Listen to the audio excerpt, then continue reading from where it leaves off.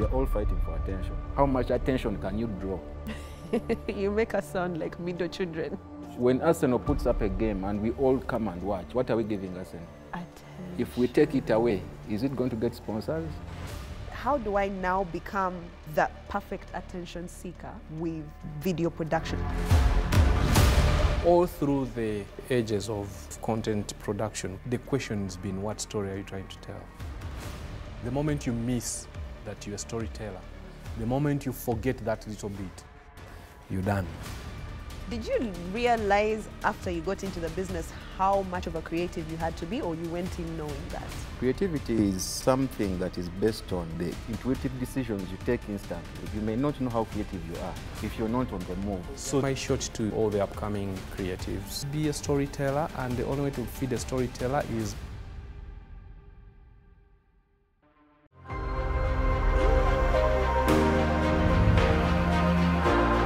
Welcome back to the Film Hackers Talk Show. I am your host, Maritza, and we are at Net Studios Africa. This is brought to you by Incredible Media. Now, this show is where cinematic artistry meets insightful conversation. And if you didn't come with a notebook, I think by the next episode, we shall start distributing, because what are you waiting for, all right? We get experts on the show to talk about film, to talk about production, sound, makeup, everything that goes into making sure you have the best content on your screen. And that's what we're here to do. Today is no different. Today's show is very special. I have key players that have not only kind of shaped the industry in the departments they're in, but are also very big names. As in, you hear these names and you're like, you want to change to, you know, honorary greetings in your mother tongue. You want your ancestors to meet you and go with you when you go meet them, because the wealth that they bring to the industry and to the field that they're in is really, really heavy. And we're going to talk today specifically the ever-changing landscape of video production. Now, this is key because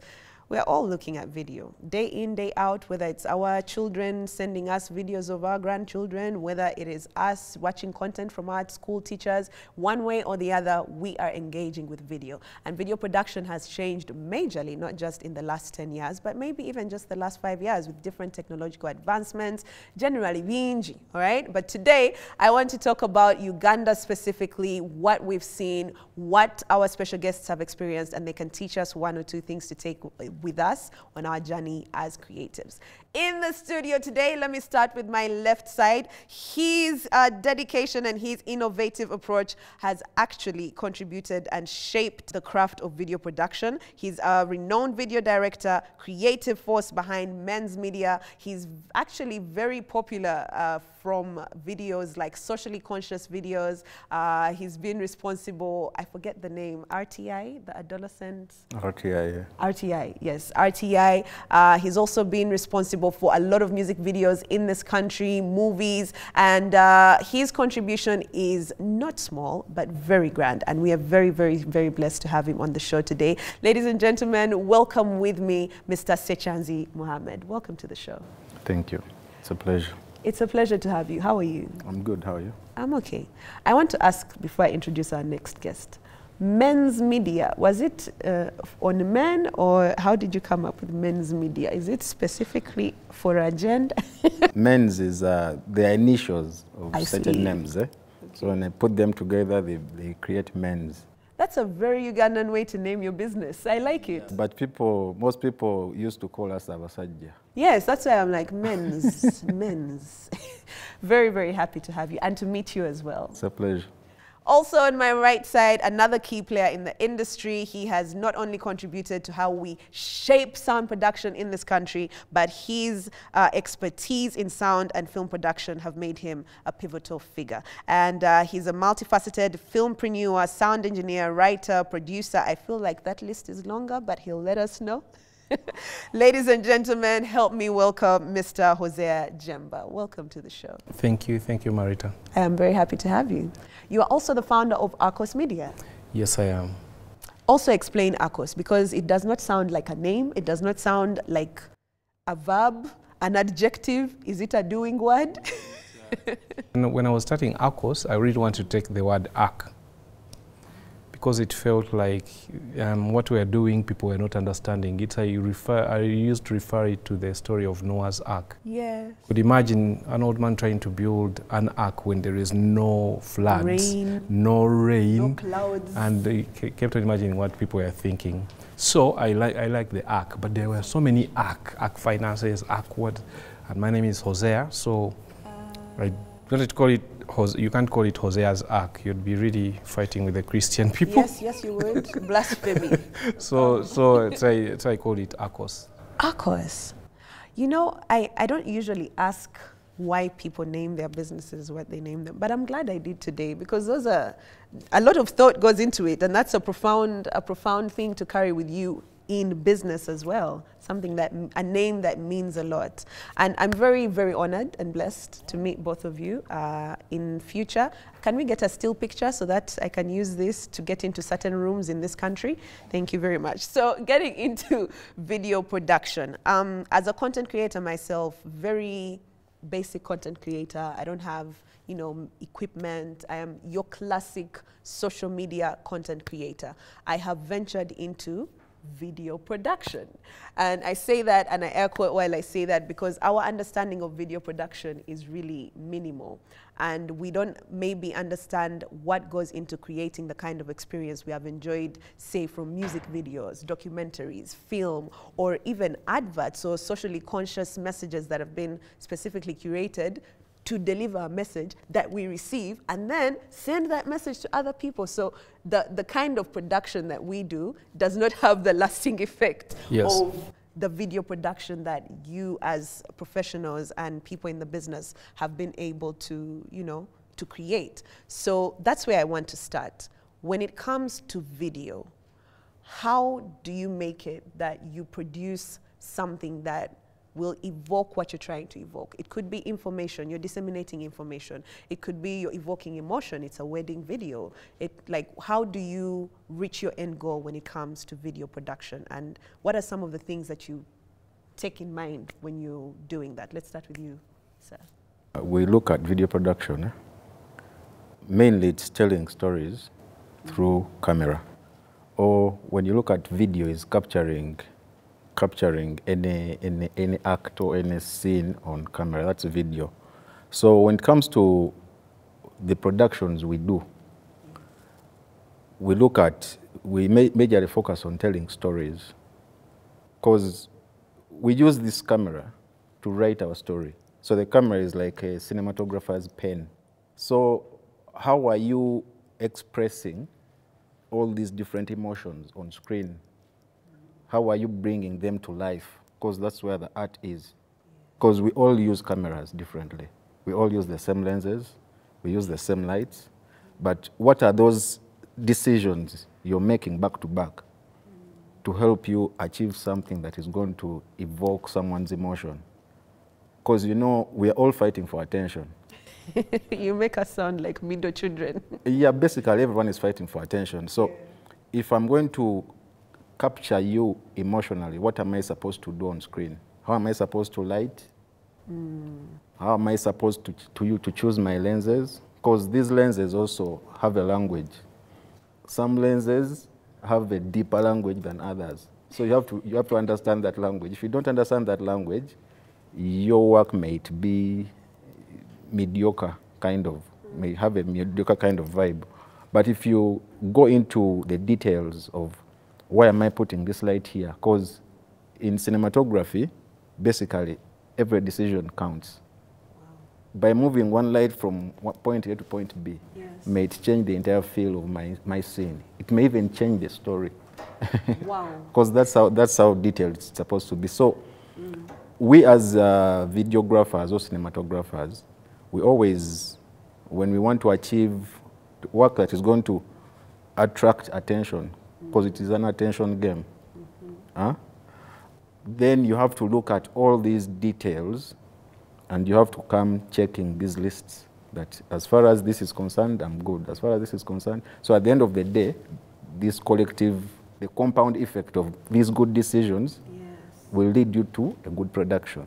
I've always heard that changing one small thing can change the entire story, but when you put it in the perspective of a light, a light can change the entire story. Yes, just the position of the light can either make it look day on screen, yet your story is saying night. Yes, yes. So when you're lighting night for day, maybe when you're lighting maybe a night scene, you have to show the viewer that it is really night.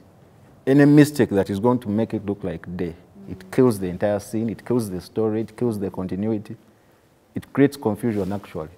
Interesting. Now, confusion, imagine the visual has created confusion, but the script is still going according to what the actors are saying. And, you know, everything else on set is perfect, but just the light has changed the whole story. For example, if I'm filming something with camera and I keep shaking, do you know where the attention goes?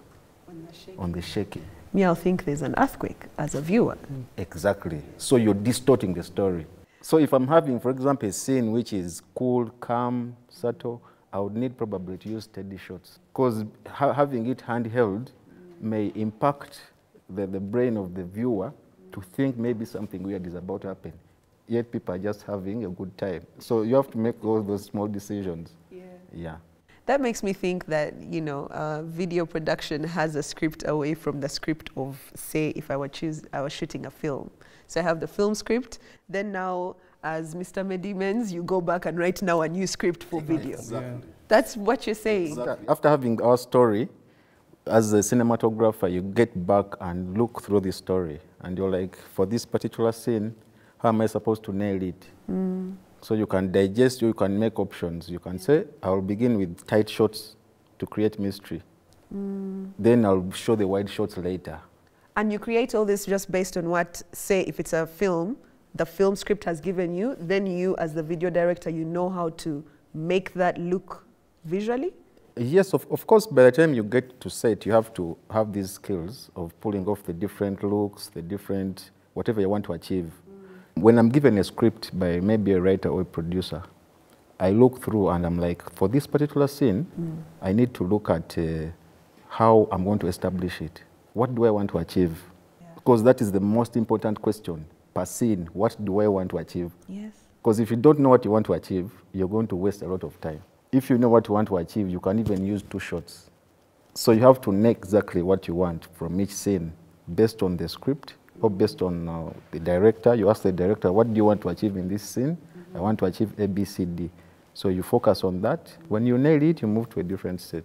That's an art. I love yes, to think of it as an art as opposed to, because our perception, us on the other side, in front of the camera, because that's my experience, we don't think of video production as an art. We think of it as a technical... Over the years, it's... You see, I can, whenever I have an answer, I think I'm going to be having it then and now. Like when over the years, it was like when we started in the industry. Yes. We thought if I get a camera and point it, we are done, because even the backdrop had been that. Like we had been seeing people, all they need is stand in front of a camera and say something. Yes. So we thought it's the camera that we were missing. So we got the cameras. And it didn't take us long to understand, whoa, this is an art form.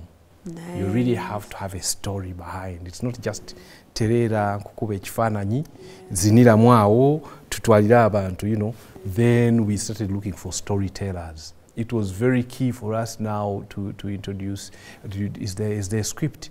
Okay, what is the message in this song? And when we would get songs without messages, yeah, you would see our worst form.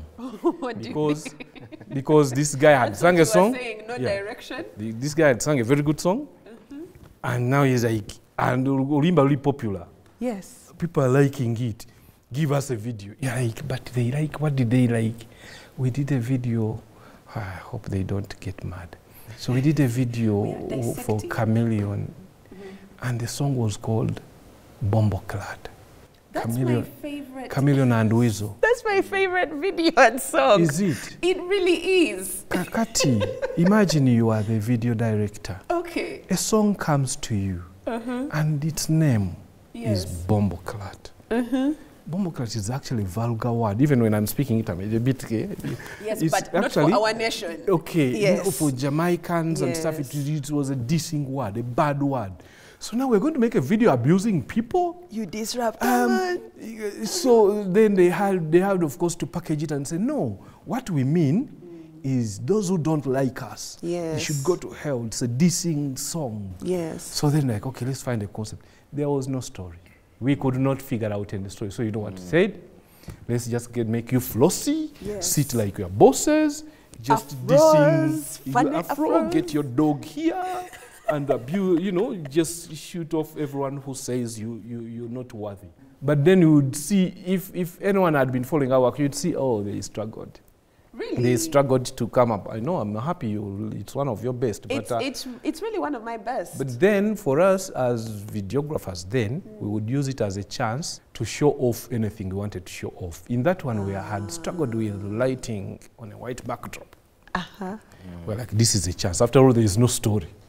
So let's concentrate more on the lighting aspect of it and show off. But when you watch it now, don't judge me. That was not even HD. It was SD, on tape. So don't go back and say, what is he talking about? What lighting is this? No, things have changed way like 20 times now, way better. And back then, whoa, that light was now our best show, what we can do on a white screen. And then we tried to do a black screen. That backfired terribly, that video. But nevertheless, there wasn't too much competition then. So back to the story of the guys here expecting an art, a piece of art. Yes, when you're on this side of the camera, the guys back the other side have been trying to send you an art piece. And how it stays relevant if it appeals to a wider audience. You like it, then he watches it, he also likes it, then another person says he watches and like it. Then, because the funny bit is if you two sit to talk about it, you might have picked something different. Yes. And then he also picked something different. Yes. We've ever done a video whereby we went to ZIF, to Zanzibar International Film Festival, and it was listed. Our work was listed. A music video? A music video. Nice. A Jama from Germany stood up, dissected our work, and we also started learning from it. We're like, but we did it. We're the ones who produced it, you understand? So how you perceive it sometimes ends up way different. But do you know what we want to do? We won't admit that that's not what we meant. We'll be like, so that's what. If you say you want to have the impact of a wider audience, it means you're going to take these audiences into consideration. In media, they have a thing where you break down each audience specifically based on what this person does during the day, their employment, their age group. Do you have to go into those nitty-gritties in order to create something for larger masses, or are there certain things that speak to everyone that you tap into much easier? There's always a wider audience, a bigger audience in all those segments of audiences. Yes. And if I want to make it reach a bigger audience, I'll go for that, the bigger audience. For music videos, we used to know if we can get the club goers to understand the video, we are done. Okay. But if it's message Semakulaso, you can't approach a club goer because it's not a club banger. Yeah. So there, you really have to make sure the story is understood. That's how they've got me with message Semakula's songs. Exactly. The story. You just can't put people dancing. You have to make sure there is some mama in a gomesi. You understand? So you make sure now you pay attention to the story. According to the audience, the song is going to appeal to. Then you keep in the genre. Because even if you have a mama, then you'd still put in some people dancing. Yes. Because it's a celebrating song anyway. And you know they will play it, yes, they will play it when they are celebrating their mom, and surely they will dance, right? So, you know, make it a happy song. And at least there, omanya audience, njifunye nabano mbaina, aba story, mbakitarinze. Abagala okusanyuka obusanyusi, mbakitarinze. Then olekogera mu technical, abakala. Industry players who will criticize and say, Wait, so you actually cater to industry players as well when you create? They are the biggest critics. I mean, forget critics, but they're not the majority audience. They are not, the guys who understand. They might determine your next job. They can influence the way traffic moves towards you. You know, they'll determine the next job because they will say, color za Meddie menz ziri nungi zira kabulungi ku TV. Ono inayenga gwe you have a wider audience wakitalize abe masaka bonna bakulojja bagamba omusajja yakoze video ati kati client yaddaka ayogera lusongo lwa color science.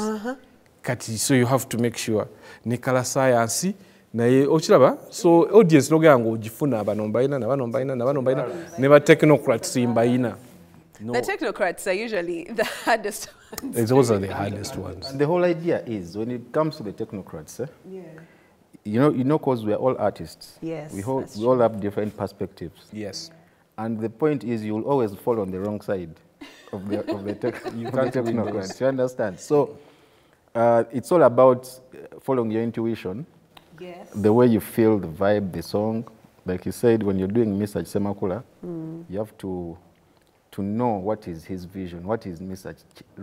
chasing, what is he running after. So you have to put yourself in his shoes. When Shiba comes in, you have to put yourself in her shoes. What does Shiba want? Because there are certain videos, personally, I call them bling bling videos. A video is that it's just a visual presentation of a song. It's not. There's not usually a story with those. There's no message. There's nothing. Basically, you put in some elements to influence people, to influence the viewers, because we put things like cars, fashion, just to influence the viewers. Someone will be like, "Hey, I saw a nice car in this video. Play it again." So basically, that's the role of the car. It's the role of the car. It's not that I'm having a story whereby I need to show maybe something happened in the car. No. Most videos we are shooting, we put cars. And not ordinary cars. Why? We're just borrowing visual variety to put together and create this bling bling video. So some videos, exactly. So some videos are very expensive. Yes. They look good, everything is on point, but they really have nothing to tell you. Just show you a beautiful car. Just show you a beautiful vibe, people having fun, it's a good moment, and that's it. In the music video sector, our biggest we are really trying to show people what's possible. It was always more like of an adventure platform? It was more like to show, guys, people should know this is also possible. People should know also this is possible in Uganda. People just when you get a video for Obsessions, you're like, man, every musician is all covered up. The dresses are this long. So we need to show them, you know, those Jamaicans. Because you would see, they would say, eh, temula gay bibi. Then Jamaica. Jamaica, the videos are playing, and then, but then later on quality, they will judge us together. Your video is not as good as these guys. So when you get a chance and you get to wilder people who are saying, I'm okay, be like, oh, let's show them that we can also do this and stuff and stuff. And then was that Dance With Me video where they came with bikinis? Yes. I remember seeing that video as a young girl, like we are allowed. Yes. I was so happy. So we get, and the good thing with such groups, the Obsessions were really very good clients. They would say, one, they would have their idea in there, but then as a director, they would say, run away with it. And those are the best clients. That brings me to the next question, because from literally what we've talked about a little bit, you mentioned a bit about getting into your intuition and how being behind the camera is art. So being behind the camera in the business of video production, it speaks a lot, rather it picks a lot from the person that you are as an artist, right? As a creative. So what drew you into video production to the landscape that you have reached? Because you came from a time when things were rough. The playing field I think Meddie menz was different. We had reduced the blows for you guys by the time this guy. He had reduced for you guys? We had reduced the blows. You had reduced for him? Yeah, so you're the ones in the trenches? It was hard. But so what draws you into that kind of art, and then also the fact that it's an art that picks from your visions, from your person, your experience and your art? What makes you get into it? Ours was like a multi-dimensional approach. we could not just, there were no music videos to start with. There were some Congolese music videos, so there were no Ugandans. The ones we had were the ones where you perform on the show? On the TV set, you come, stand, and sing. Yes. Yeah. Then there was a gentleman, someone had tried to do a music video, or go near Sheraton, used to have flowers and gardens. And then someone stands near, yeah, more like that, stands near flowers and sings. I remember those, yes. So that's what we are trying to fight. Like, guys, people should know we can do better. We can shoot a video in a car. Do you know how big that was then? Then filming a music video in a car. A moving car? Yeah. So it was big news then. These guys, and then they came, we even had car grips. Yeah. Do you know we are tying those cameras on those cars to try to get a shot?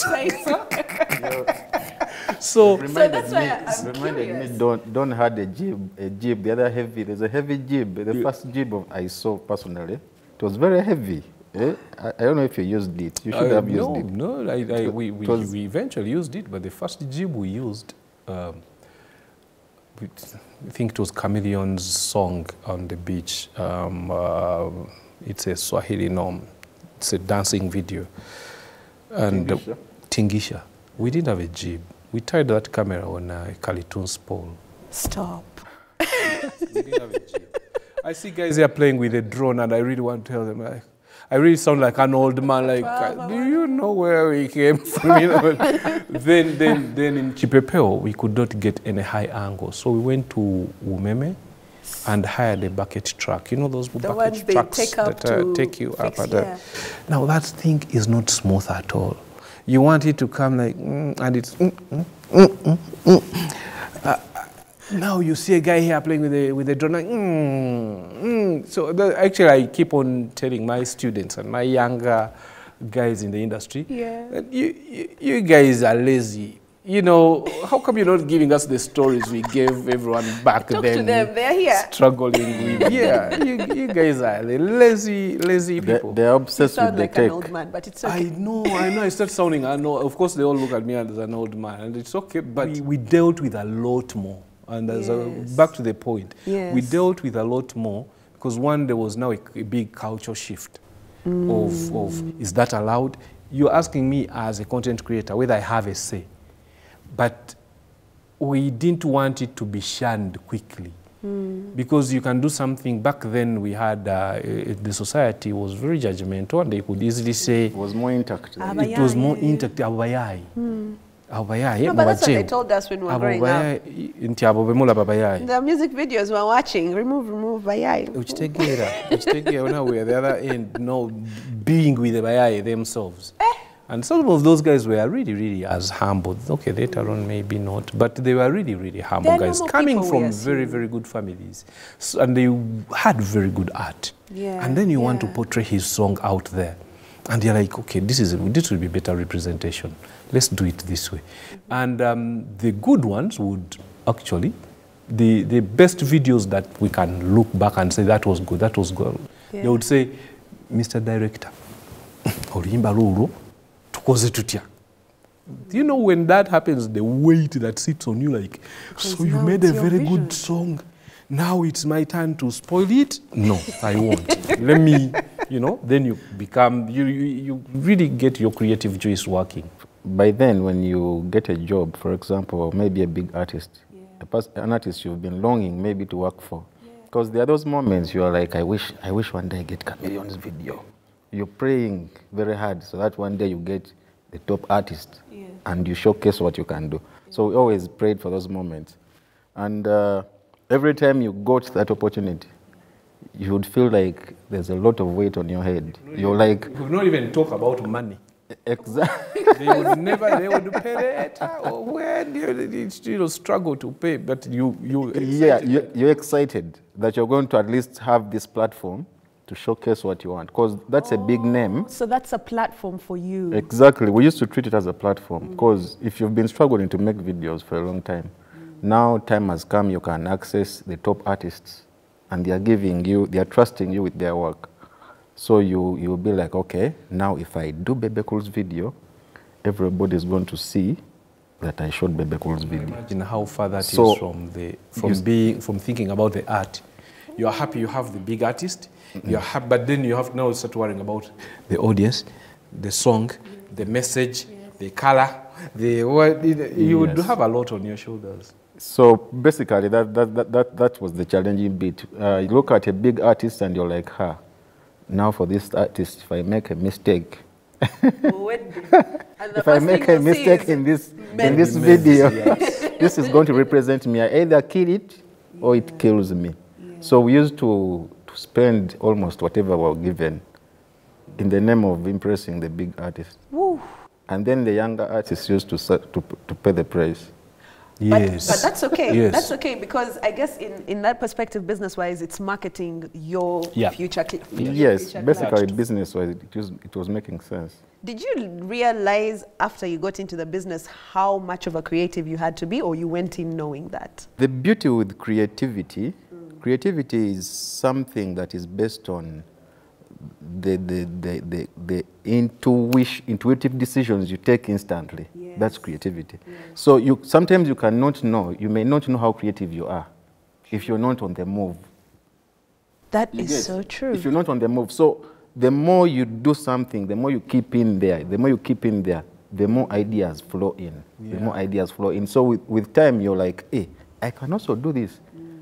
And it's maybe a few months back, then you used to consult someone. Then you take credit for it later, as if I've always told people, if you see the scripts that we go on set with and the work that comes out, there are so many things that happen. In between. In between. And, then even sometimes later on in the edit suite, and then something happens and stuff, and then later on, I always laugh at the people at the film festival. Then later on you get a question, so how did you come up with the idea? And for real, if you want to tell them the truth, you want to tell them, no, it was raining and we had to shoot a shot quickly. And that's, but you can't tell them that. Then you start saying, okay, when I was growing up. Inspiration. But the truth is, you always, as a creative, you always have a plan. You must have a starting plan. Yes. But then also have plan B and a plan C and a D for that case, because lots of you would get to a location. For us in our time, you've wanted the location for a long time, you've visualized, you've taken the artist there, and on the day you are shooting, they tell you, you can't have the location. But then you have to shoot that video in that one day. You can't afford to come back another day. Yes. You have to quickly think of something. So God is really in this thing, eh? He's been in this thing for a long time. So the reason I ask about creativity is because where the world has gone with video production, which I also talked about a little bit, is most of us, we think we are kafulus because of the smartphones we have been given with the preset filters or preset shortcuts and whatnot. And even sometimes I say my level of creativity, I'm a spoken word artist, I'm a storyteller. So already I'm a creative in the terms of storytelling. So I'll try to create my own type of video or do some kind of video production for myself. But with the way the world has evolved today, the demands that we as people who watch content, that we put on professional content has changed. If we are watching something from men's media, we're not going to expect it to look like something Maritza has shot on her phone, despite the fact that Maritza can shoot something on her phone that would be maybe a better story than what men's media with the great equipment might do. So like there's those disparities, but at the end of the day, we are in a world where you have to be a creative, regardless of where you stand. So how has the change over time, the change in equipment and the change in distribution also, because I feel like change in equipment caused change in distribution. So how has the change in equipment and technology and in distribution fostered better creativity, better content, and better video production for you, our leaders? When you look at technology, change in technology, change in the approach, it has really affected the market on a large scale. the market in general, not only in Uganda, not only in Africa, entirely, globally. Because today we have also superstars in America trying to run their TikTok accounts and they want them to be popular. Yeah. But these are superstars we've been watching in movies, others in songs, and we've been seeing them from up there. But because we are in this battle of attention, we are fighting for the eyeballs. Eh? So the whole idea of technology has basically created a new landscape. It has, first of all, widened the market, because in the earlier on, we used to focus on TVs to consume this content. And even earlier, TVs used to have particular times of showing. That rainbow would come at Yes. 7 p.m. Exactly. But when you look at today, people watch content throughout the night. This never used to happen. TV used to close. Then when DSTV came, it also had these challenges. DSTV, these decoders and what, they have their challenges. Paying today, paying monthly and kind of expensive. Yeah. But the fact that people are having their phones by their hand, having a phone in your hand is like having a supercomputer in your hands. You can access whatever information you want. You can create whatever information you want, and you have a broadcast link, or you have a channel, a TV channel of your own. Yes. So what does that mean? Instead of you being a consumer, you're now going to focus on being a what? A creator. Creator. Yeah. So what does that mean? It implies that the creator industry all over the world is attracting lots of people. Most of the people that would be consumers are now turning into creators. The people that would get interested in watching you, they are seeking for interest to be watched. Also, Does that mean your audience has changed? the audience, The audience is not changing, but the idea is very many people are getting exposed to media. Media is getting closer to people. Because when you realize generally, consciousness level of people is kind of shifting because of these phones. You find a boda guy can go to X and put something. That never used to happen. Yeah. So consciousness levels are moving up because people are having these gadgets in their phones. So it has helped in, one, widening the viewership, because TVs never used to reach everywhere. Two, with these phones, we have targeted audiences. You can target your audience. You can focus that I want people from this area. So if you're broadcasting or if you're promoting your product, you know exactly where to play from. Yes. Unlike TV or radio, whereby people used to broadcast blindly, hoping people will come and buy their products. So me personally, I think the technological advances are going to benefit all of us. Yes. The TV stations are going to benefit, the radio stations are going to benefit, because when you look at radio stations now, they broadcast like they have TV. Because they are recording all their shows and they are broadcasting them live. There's no difference. pressure to match up. Yeah. I would say the same thing menz is saying, probably different words. I would say whenever technology gets into play, how things change, the first reaction is it good? Is it good? Because when you say, how has it improved? I would say, has it? Has it? Exactly, because from if you compare to what it was before, the audiences all being specific and us knowing our audiences would help know what you're giving them. You would know what you gave them last time. You would know menz he came in and added the layer here. Now if I come in, I can't be this par. I can't, I'm going to try to get better or be at the same level. Or now we are being recognized at this level. Because you're measuring on the same scale. You know what I mean? Yeah. But now, with the supercomputer in your hands, that means we have new entrants every day. It's very hard to find those who are used to this level. Some people get there and then go back and start listening to the newbies. Today there is a new one, Marita, the new kid on the block. Yes. She's saying stuff like no one had said it before. Then you get your audience. Then, as you get to a midpoint, because there is an arc, you have to hit them, they are happy, maintain them, they are happy. As you go down to start thinking how to change, another kid comes up. And takes over. Then we don't remember you. Yeah. So it's saturated.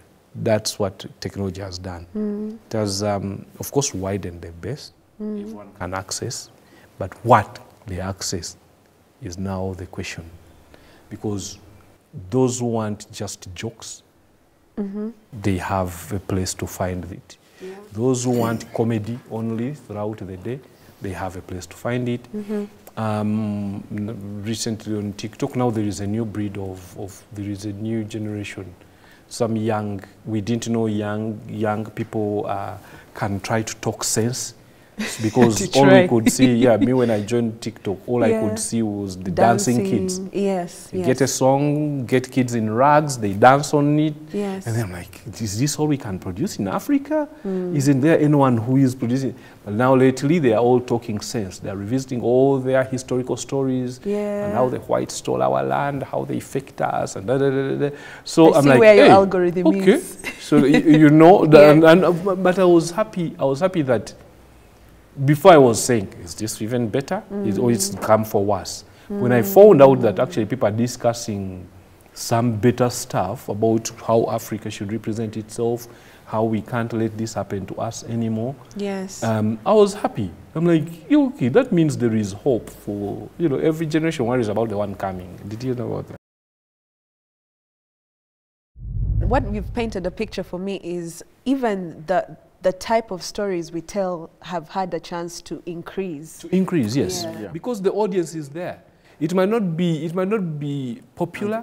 It might not become an overnight sensation where I'd say, 200 million people are watching Marita's show, but the 10,000 watching would want to, and they're very active. When you look at the comments, they are really excited. They're engaged. They're engaged. They're even asking for more. They're even suggesting more stories that you should cover. Yeah. And so it's taken away, it's less control. From a professional?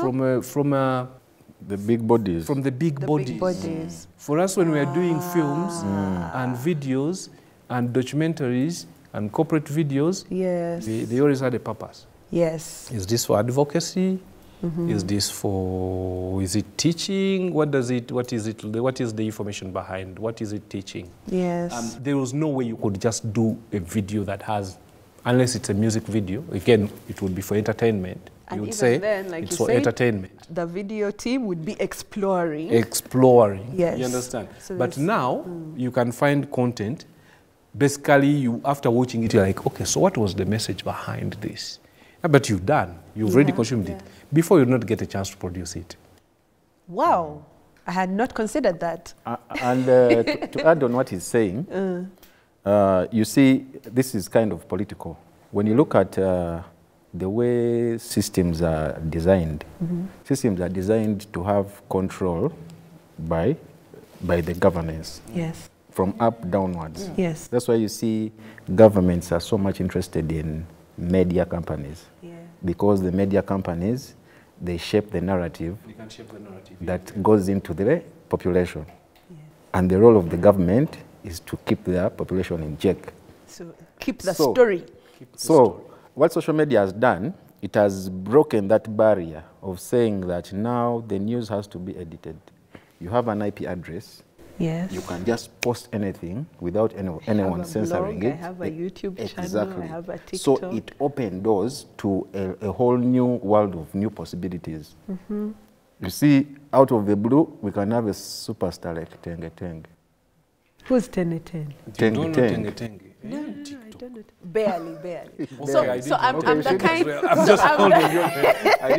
I'm the kind of person that we are talking about. Actually, that I want us to end up talking about today. I'm a niche audience. Does that make sense? So I'm the kind of person who I zunged enough, and then I found what I like, which I feel like. Even from that breakdown, the whole breakdown of the system, now you can't control what the people are saying. You can't control what's being published. Your nation will be seen raw as a government, right? But then, even then, to still try and have control of media, I still feel like there is a way you can use different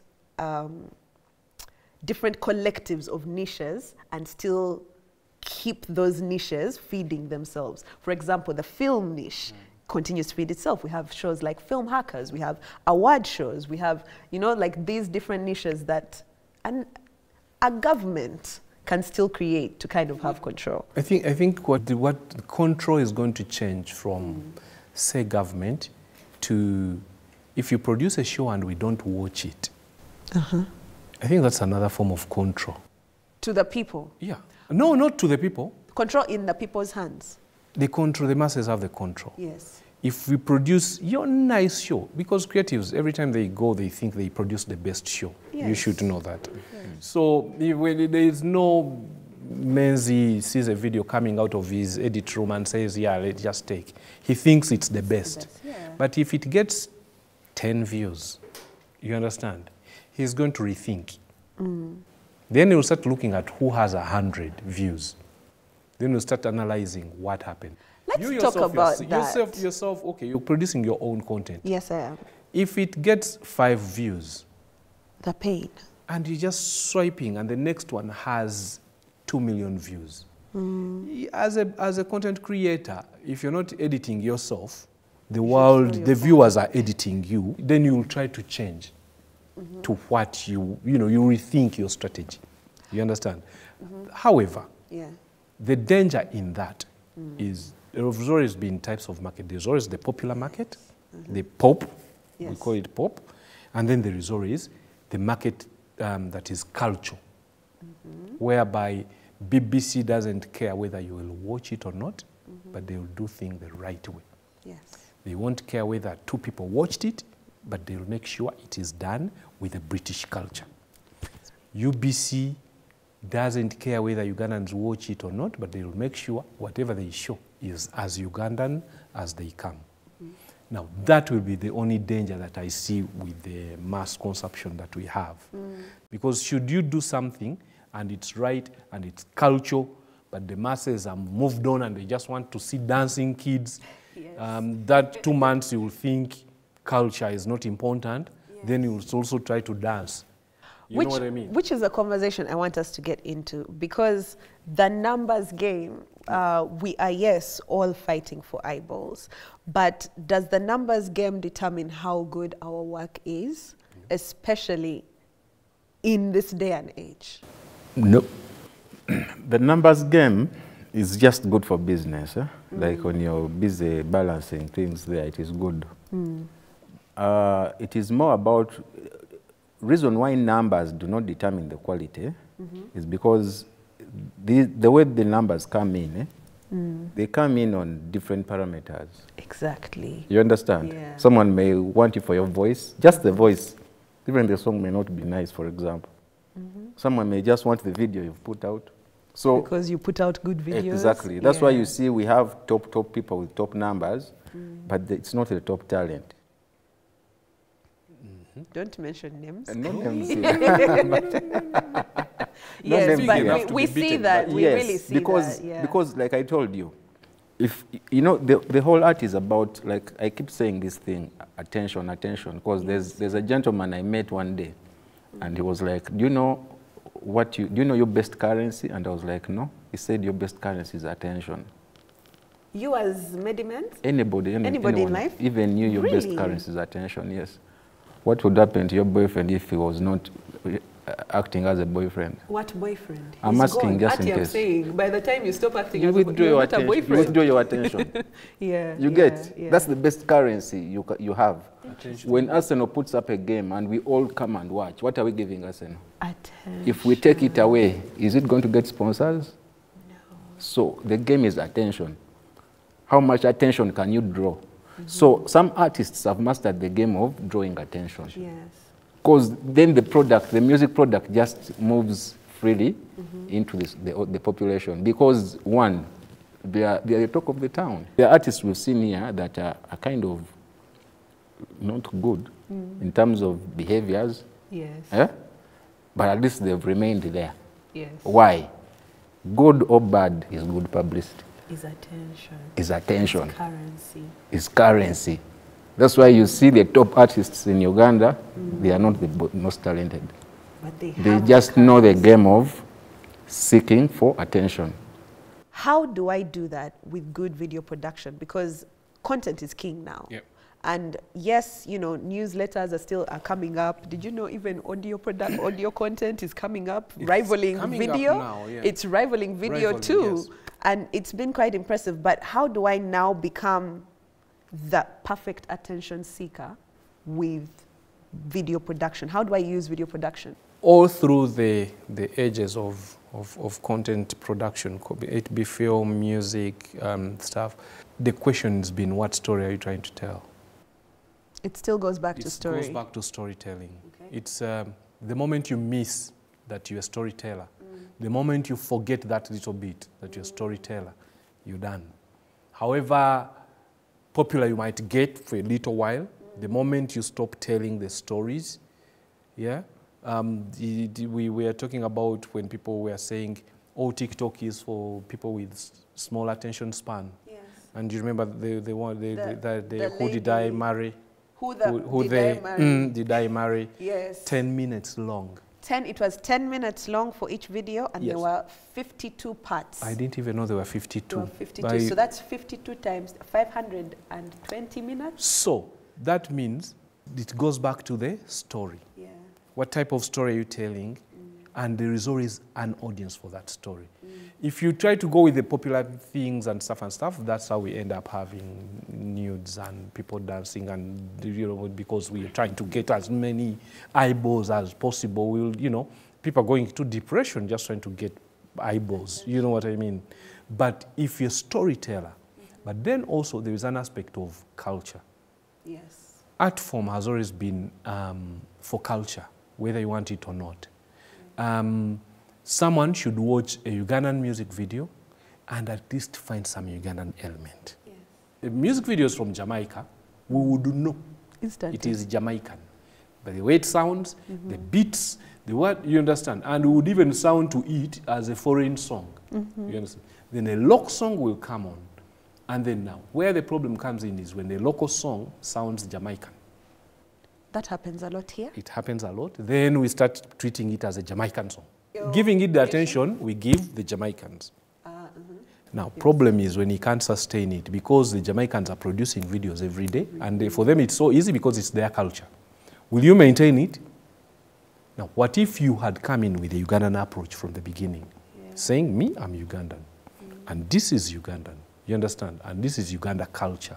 People will identify with you, they will call you their own, they will defend you when you're in problems, they will keep you as their own, and it will stay for long. They would want to be identified with you. You understand? When you hold, now here is the key, when you hold a concert, they'll pop up because they really support you, and as a Ugandan, not as a wannabe Jamaican. You understand? So culture and storytelling are two components that even today, however new the gadgets are becoming, however filters are all popping up, and AI now, we are dealing with AI. The moment your story has no culture base, and then your storytelling is lacking, you won't get them. You will still struggle. You might get popular for some particular reason. Maybe your hair already stood out that day. But then the next episode, you'll be like, where did they I've go? lost them. Do you think, because you've touched a little bit about the technological advancements, and the technological advancements have also heavily affected distribution. But the problem with that distribution is there are certain things you might not be able to access because the content creators would rather be paid for that kind of content. For example, Ugandan film, Ugandan TV shows. If it's a TV show that's not on mainstream TV, you have to search high and low to find it. Me, I'm a huge fan of YouTube Ugandan TV shows, and they have decent production. So in what ways can we actually take those things that aren't working in our favor and still have our audiences pay attention to us? According to what I've understood you're asking, because I think I was talking about distribution and technology. So those things that have changed, how can we still use it to work in our favor? Because for distribution, for example, we might not have access to Ugandan films the way we want to have access to them. We have access to TikToks, we have access to YouTube, we have access to Facebook, but productions coming from men's media might not necessarily be free for everyone. Distribution has been our, what is the word they use in English? Cumbersome? Kayinja mongato for a long time. Distribution. Small stone in the shoes. Small stone in the shoes from the very, very beginning of our entire industry. And it's a component that we can't shy away. When we started, we were not in charge of distribution. Media has always had that. Distribution is different, producers are different. Yes. It's only technology that's changing it now, making the producer or the content creator a distributor straight away. However, because we lack the infrastructure of how distribution worked before technology came, when we jump onto this, we do it way bad. There was a formula? There was always a formula, either in film, either in music videos, in any form of content. There was always a formula for distribution. There was always a middleman, a distributor. If this was a real estate industry, you would say the blocker. Blocker wa mayumba mmanyi. Yeah. Akwata n'enju gye wazimbye obulungi miliyoni zo 2. N'akufunira n'aleeta customer n'amugamba gate eyo tugenda nagikyusa tuteekewo ne gundi bw'oba olina sikaali tazimbanga ku nju oyo bloka gw'olaba. Okitegeera? For films, the film industry, there was always distributors, call them aggregators. They always get different names, aggregators, distributors, who would walk in n'agamba olina firimu mmeka? Tina firimu 10. Nagambe yeyogera ku ki teyange yogera ku marital issues and stuff best yesose mu Africa eri mu lulimi ki okay then nagenda n'agitunda technology nga mutembe abera mutembeyi. I've been to the American film market. Katale ojaha oyinachi nina firimu 3 ziva wa Uganda diri mu nchi Uganda aboge Uganda balimeka mu nseno milioni 7 ha mzee ngenda wali omuyindi n'ayingirawo ti abaffe bali billion namba come let's sit twogere nasanga omuyindi mu America ng'alina firimu ng'ataddemu n'oluyimba lwa Eddie Kenzo firimu ya Gandhi the only thing he say you're Ugandan nali impeachinga byange nawulira I'm from Uganda najja wagayi gwe impeachinga namugamba for Ugandan audience may I have 1 billion views because it's India 1 billion, but I also have a Ugandan song musician in this film. He was using him as a bargaining piece.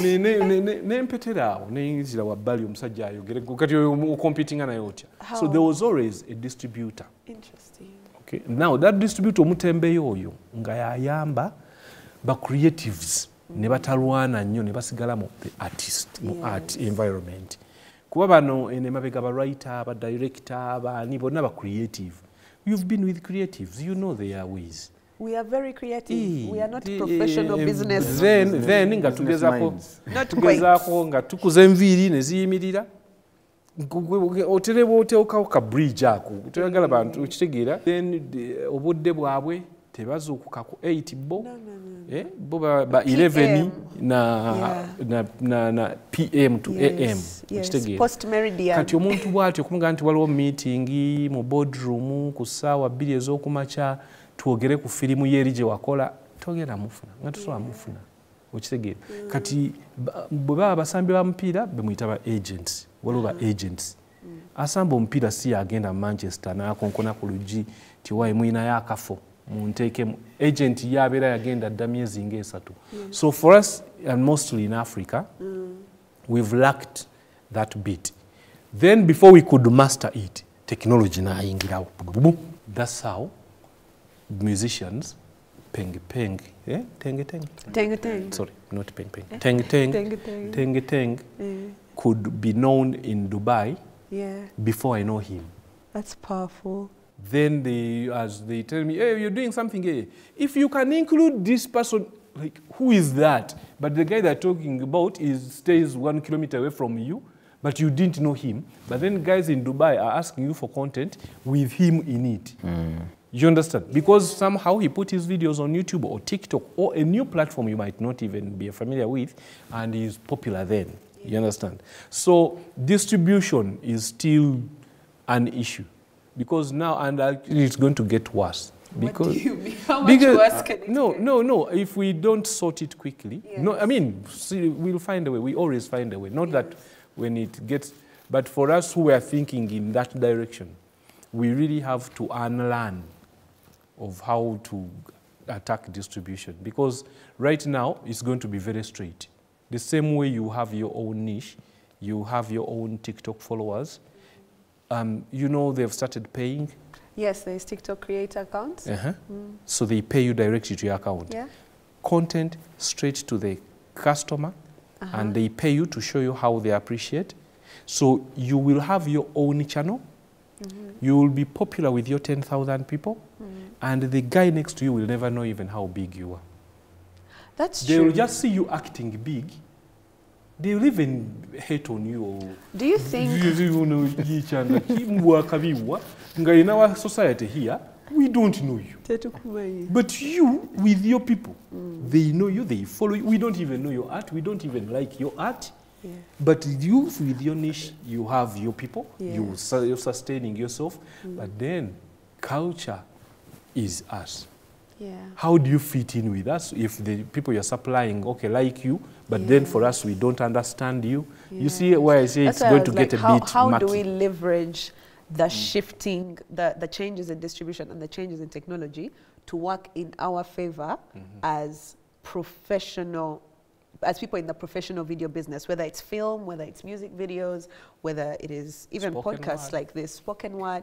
But spoken word, we are moving into the music video side. Me personally, when it comes to, when you look at technology, you know there are certain things that keep advancing.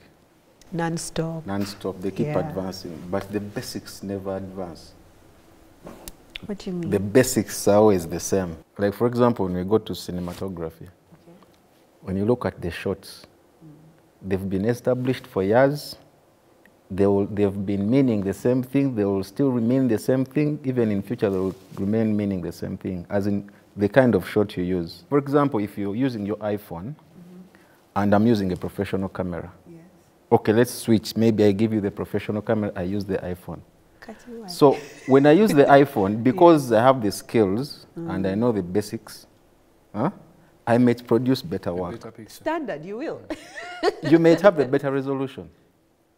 And I don't even know how to turn it on. You understand? You could have a better resolution, but I could have a better video in terms of engagement, in terms of emotions, in terms of what, because there's that detailed information I have. So my point is, we should just stick to the basics. Because the basics will always remain the same. Yeah. The gear is going to come today, tomorrow, the other day, new gear is going to keep coming in. Yeah. Because in the beginning, we used to get obsessed by buying gear. Yes. Your new camera comes, you even want to sleep with it in your bed because it arrived today. We were obsessed with the gear, but the concept is not about the gear. The concept is not about even the technology. Because when you look today, personal branding is one of the most important things. True. Yeah. When you look at Teng, the young boy, it is more of a personal brand. Than the content. Him and his content and everything, it's about him. There's no way you can affiliate him or associate him to maybe a group of people, or it's him. The moment I want him in Dubai and he's on the plane, I will not ask for whether the manager has come or not. I will know I have Teng, the show is done. Yeah. So personal branding is one of the things that is going to step in, because everybody now is seeking for that platform to be recognized, to be popular in his niche or in whatever he's specializing in. So everyone wants to be the voice. He wants to have a place. Yeah. You understand? That's why people are doing content day in, day out, because personal branding is the new thing that is coming in. Yes. And the point is, when you're getting paid, there's no middleman. Not anymore, thankfully. So the idea of distribution may remain in these feature films, because for them, they go to those other bigger platforms, they have bigger stages. But when it comes to all this content idea and what, it's more of pushing your personal brand to get up there, get popular, get known for what you do best. So you can get paid for it. Yes, and then build a character around it. Because even what you do alone doesn't matter. Because there are other people that are doing it. So you have to build a character What's unique around what you're doing and how you're doing it. Yes.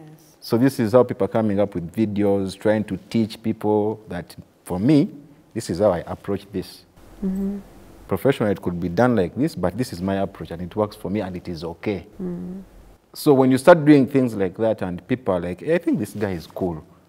Because those people will not miss. They are already there. There are people who are already on your frequency, waiting maybe to listen to your poems and what. They're already there.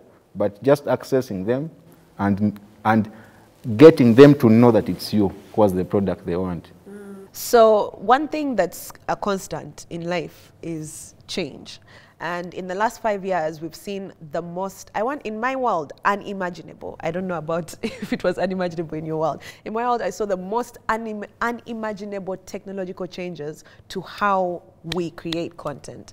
Now, me, I was on the side of media where it was just audio. So the changes came in so hard that us radio presenters, as in they listen to you on earphones, now the pressure to have video content was on, the pressure to publish this video content as a radio presenter, as part of your radio content was on. So a lot of this is going to keep, you know, improving, getting bigger, the technology, I guess, even getting more complicated. But in terms of video production, because we've also seen a change from the quality of the content that we watch, from grainy content to clearer content, you know, wider shots to even, are they called panoramic? Panoramic views. So a lot of those changes, even in the software that's editing, we have been able to witness transitions, you know, how film does it, how social media content does it. So there's CapCut, you know. So there's many things, there's many things that we have been exposed to. But what would you say is, what do you think is the future of how we receive video content away from the production side? What would you say is the future of receiving video content? To be truthful to whoever is watching, we didn't know, I mean, I've been here for a while, we didn't know how it was going to be. If you asked me that question 10 years ago, I could have totally said something different. It's even very hard. 5. Even 5. Yes. I've seen changes. I've seen changes where I keep calling today's content producers lazy, because in contrast with what we used to do, you know. But then I also remember having a conversation with an older gentleman from UK saying, if you know how we used to do films, way back, he was way old, you know, in his 70s, and for us we were just starting. He told me of cameras that could not, you know, today the camera can record and you preview, you even see what you did. If you don't like it, you take another take. So he was telling me about the days where a camera was a two-man job because someone else was pressing record and someone else just carries the lens and the viewfinder, but someone else follows to press record. And I was like, what? It looked so archaic. But then these days I found out, when I tell people that when we started we were using camcorders with tapes, you put in a tape and then color balance it before you shoot, they're like, where are you from, you know? So it's very hard to tell you where the future is going, especially in how we are receiving. But at least one thing is for sure. Phones are here. Yes. Virtual reality is here. Yes. Have you seen the Sphere in Las Vegas? The Sphere. Which one? There is a big cinema which is like a sphere. It covers your entire, when you enter practically, you see everything. Like you're looking in the sky. 360. I have not seen that. Then about... It's called a dome. The dome. Okay, now it sounds familiar, but I haven't seen it. Okay, you should check it out. Check it out. I would not have predicted that. So it's very hard when you say, what do you think the future is going to be from the receiving end? So, okay, let me first paint the perspective I was thinking, because now we are more attracted to short form video content, and sometimes the preference of how we watch that short form will usually be the phone. So a lot of people have resorted to the particular portrait format. Or sometimes we are more interested in receiving even information, like basic information from your government, from normal information you'd want to receive from your doctors, even in video form. So I guess as a consumer, it's easy for me to ask because I have seen the different ways I've expected video to come to me. But it's also informed the way video production has evolved, because the demand from my side is influencing what you're doing. I'll pick up what Meddie said earlier on. The basics are not going to change much. Okay. That one thing that has been consistent is production. There will be capturing. How you capture, with what technology, that's the question. But there will be capturing, there will be editing. How you edit, with what technology, that's the question, you know. But then also, now what comes in play is the delivery. Because up to now, I mean now, today's world, when you deliver, they say, give us something for, before it was Facebook, or give us something for YouTube. Give us something now, they give us something for Instagram, give us a shorter version for, so these days when you do a product, you must have all the versions.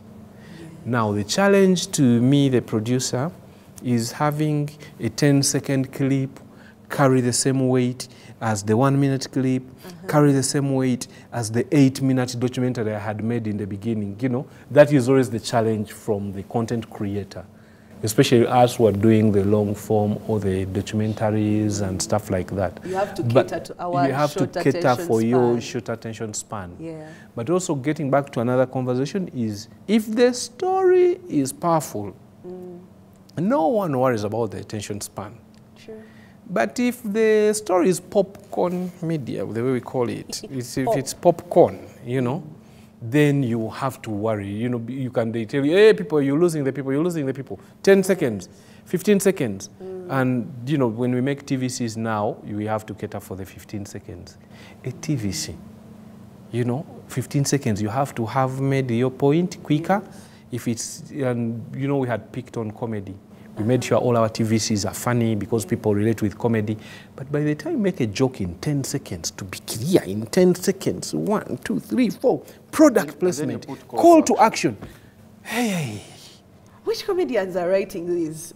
Oh, the writers are there, but when they, you know, they struggle, you know, you can write it and say this is going to be 10 seconds. And then we go to film it for a whole day, and then we come to edit it. You should see the ping pong between the agencies and the production. Please take out 3 seconds. You tell them which ones. You tell me which ones to cut out. As a voice artist, I've already received my money and gone. For you, you're off. The guys who shot are done. Now it's the director they are fighting with where to cut the 3 seconds and the story still to be complete. Because at the end, if it's very good, they might want to send it for awards. But they're like, guys, you need to cut out the story. I'm a storyteller. I'm told the story. And they're like, yeah, time is counted in seconds. And now we have to take on the new reality. So when they ask for those versions, now we know. But also, as demand creates supply. They have come up a new breed of people who are so good at short form content. Should you try to make it longer, you cry. You know what I mean? So I think, their talent is just the short form.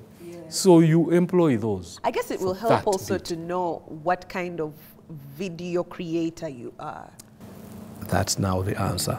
So we will make sure you get the particular, yes. Yeah, I think it all gets back to, you know, this is an art. Yes. It is an art. You could be a pro, maybe a cinema guy, you want to do all these cinema gimmicks, then you transform into a short form video content creator. Like if I've been doing a project for 20 minutes and now I'm given 30 seconds to create exciting content, probably I could apply enough skills to make it more interesting. Because I've had experience in doing this long thing, but now it comes to making it short, I could apply all my skills to make it interesting. So what I'm saying is, it is up to the producer. Which lane are you choosing? Are you choosing to be a long-form content creator? Of course, everyone is a long-form content creator, because no topic can be just discussed in seconds. But we always want those highlights to create an impact in the audience, those highlights. So someone may choose just to be a short-form content creator. Like I have a friend of mine, for him what he does, he approaches different companies and is like, I'm a videographer, I'm not expensive. I can make you a random video here at 200,000. Nice. And the guy is like, are you sure? What can you do? He says, okay, let me first do it. He picks his iPhone. If it's a boutique, he makes a random TVC. He edits it on his phone, 30 minutes, and he presents to you something. So most clients, when they look at this, they are like, wow, I think I can use this. Yes. Then they give him his 200K Immediately. Then you go back with your pitch of yeah, so some people, and so it depends. You can choose, because like I've told you, this is an art. You can choose and you're like, okay, now let me specialize in making musicians short form content, because these videos are now expensive. Yeah?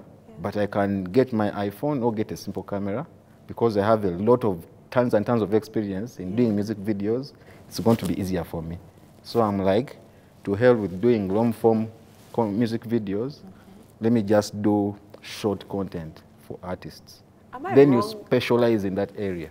Am I wrong to think that specialization will reduce the amount of manpower that goes into video production?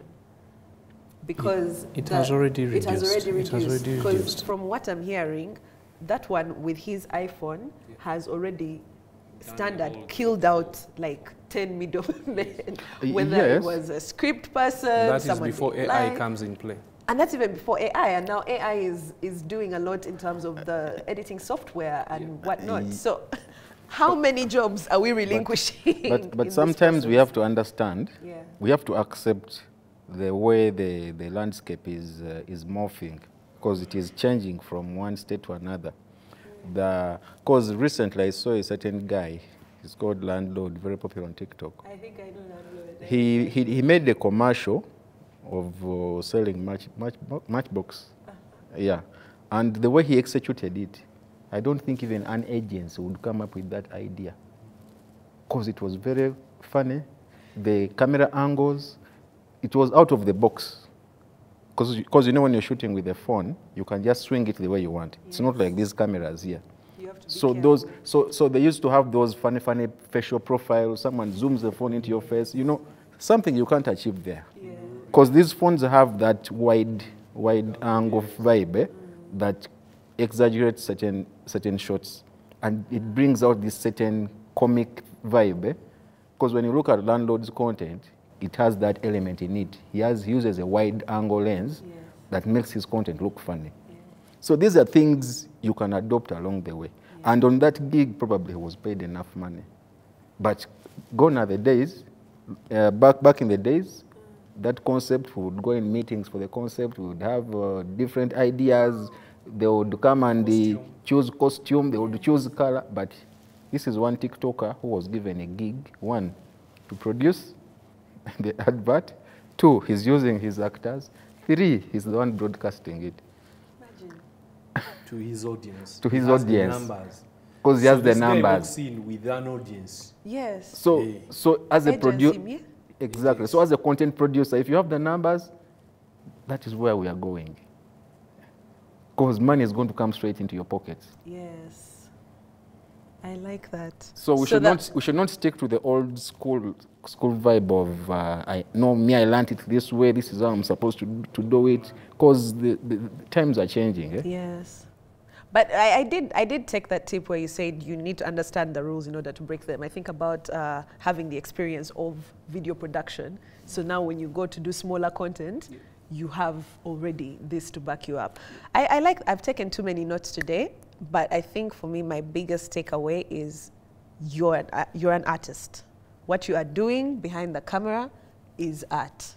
Yes. That's the biggest one for me. I think you can just give your final remarks, because I have to send you away. Thank you. I hope we were relevant, Banange. Too relevant. I feel like this conversation needs to for me, my shot to all the upcoming creatives and the guys who want to do the films and stuff.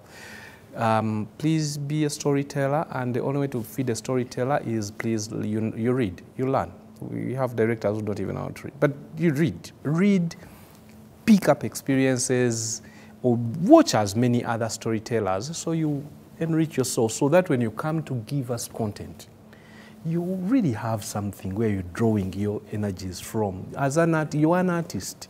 Artists even go into mountains to sit and first connect. To receive, you know. You just can't be giving us everything and for you don't receive. Then two, culture. If you don't identify with culture, you are competing with the Chinese, the Indians, the Taiwanese, Koreans, the Americans, the Koreans. You really, without culture, you really putting up yourself up on a table that is shaking a lot. Yet with culture, everyone knows, oh, this is the chap from Africa. Specifically from Uganda. Let's see. And they would identify that that is funny in Uganda. They would even laugh. But yet if it was Korean, it's not funny. So culture and storytelling. Thank you for that. I feel like you're talking to me when you're saying culture. I will do my best, sir. And yes, to add on what he has said, may I have a statement I normally consider when I'm doing all my creative works. Local is the new international. Can I steal it? You can use it, you can borrow it. Local is the new international. Because we always struggle here to make these videos, for example, the music videos that look so much exotic. We look for the very nice car. We look for the swimming pool. We want to emulate what we see in Hollywood. Personally, I feel that is wrong. It is wrong. We are trying to recreate what has been sold to us. Yeah? It's not ours. And yeah, and the better you recreate it, the more people praise you to be a good videographer. That's why it is wrong. Because I can keep doing something and maybe I'm benefiting monetarily, but it's not really, I'm not really building a constituency. I'm not adding on to whatever is already there.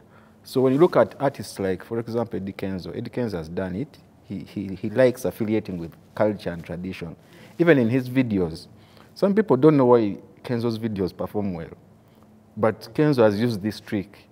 When Kenzo finds people dancing in Masaka and he has gone for a show, he will facilitate them to come and be part of his video, as long as they have some unique art that is being done. So for him, what he does, he creates his videos more of an exhibition of different talents. So this is what we're supposed to do as Ugandans. If we're doing these music videos, we need to focus on what is Ugandan, how do we bring it home? What are the things we have to sell out there? For example, we have our fabrics, we have our mats, we have all those traditional arts. They are nowhere to be seen in our music videos. They are nowhere to be seen. It's only a one-off, maybe when someone is doing a traditional video, and it will be a one-off. But these are things we're supposed to put in the front of in front of the people, for people to see, because the Nigerians have done it.